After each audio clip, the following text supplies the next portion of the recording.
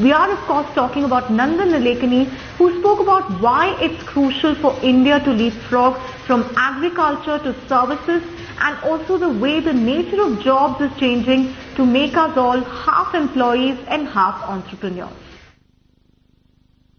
Because if you look at the history of other countries, the United States, Japan, South Korea, China, Southeast Asia, they essentially grew by doing manufacturing and then exporting their products. That was the general model. So people went from agriculture to manufacturing to services. But in India, I mean, at this point today, manufacturing as a job creation engine is essentially broken. Essentially because of automation. After 23 years, Adidas is making shoes in Germany using highly automated factories. The iPhone will be made in the US with robots. So if you go to a factory of Tesla, it's all robots. So fundamentally, manufacturing as a job creation engine is no longer going to be as it was.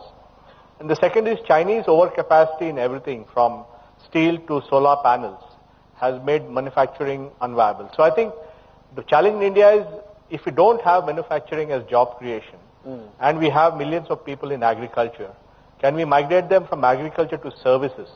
And that no one in the world has done. So I think apart from the general automation issue, India has a particular transition problem. Well, what happened in the last 40 years was two things happened. One is on the side of manufacturing, the rise of the container. The container is a recent 60-year-old phenomenon. Right. And containerization dramatically dropped the cost of moving goods around.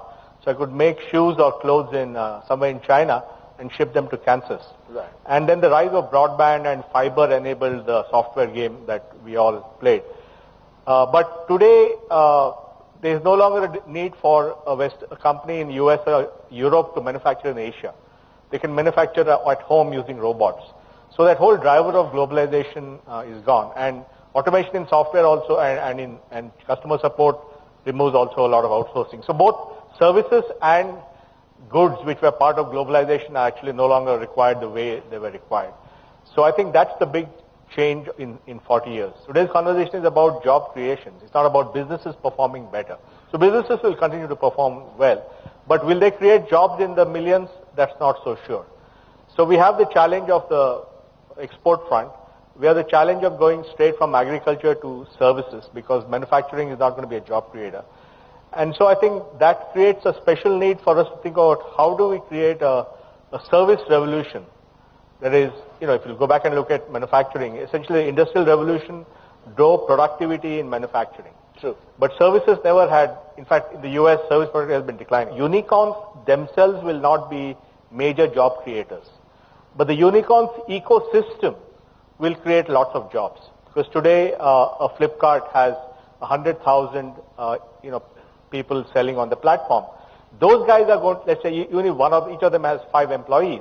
That's 500,000 jobs that depends on selling on the Flipkart platform. Or Shashank and Practo, he may have few employees, but if he's able to aggregate millions of doctors and millions of consumers, he's going to make productivity and improve their thing. Or if an Ola has 500,000 drivers, he's creating 500,000 jobs. So I think we should not go just by the jobs of the inside the platform. Right. We have to look at the platform and its ecosystem and say, overall, how many jobs is the ecosystem creating?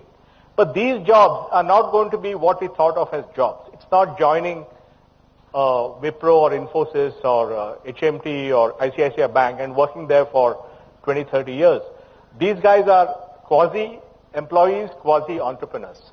So the guy who's driving a taxi on Ola is getting a loan from a bank, he's buying that thing, he's taking the risk of buying that asset. Right. So he's like an entrepreneur except that he's connected to a platform. So the nature of job itself is going to be half employee, half entrepreneur. We were talking about how education, again the old model was you went to college, got a degree and then worked for 30 years. But in this new world where things are changing very rapidly, you have to be in continuous learning mode. So as an individual you have to be prepared to learn all the time. And the system should also provide the ability for you to learn all the time. So both the supply and the demand is going to change. The West is a do-it-yourself economy, and India is a assisted economy. Get it done by others. Yeah, you go to somebody. I mean, in the US, guys go on a weekend, go to Home Depot or something and buy a kitchen and make the kitchen at home. I've not met a single Indian who's made his own kitchen. So we prefer to get it done by somebody else. So in an assisted economy, there's a huge amount of job creation of people who assist other people.